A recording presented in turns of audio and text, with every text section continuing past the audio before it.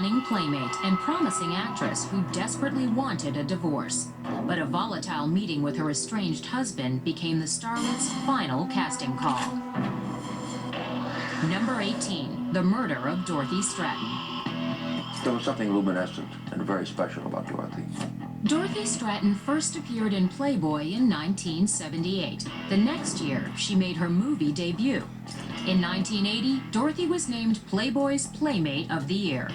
There was something about her right away that touched me. I mean, she was really beautiful, but there was more than that. Unfortunately, her personal life took an ugly turn. By the spring of 1980, Dorothy's marriage to her manager Paul Snider was in trouble. Dorothy was in love with another man, her director, Peter Bogdanovich. She told me she was going to end the marriage because she wanted to be with me.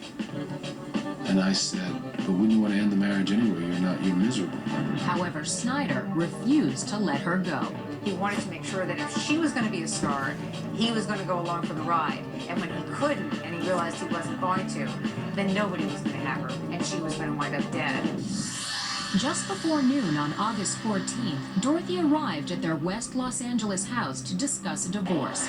At some point, the meeting turned violent. Around 11 o'clock that night, Paul's roommates returned home.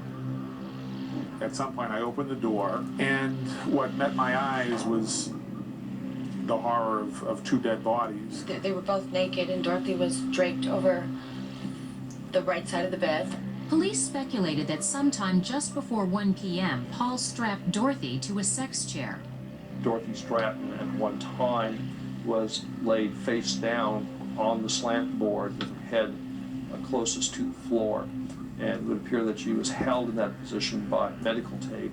That's when Paul pointed the barrel of a Mossberg pump-action 12-gauge shotgun at her cheek and fired a round. It also blew off the tip of one of her fingers. The blood was all over the curtains and the walls. It was a hell of a thing. She had some post-mortem abrasions to her forehead, knees, and her left shoulder.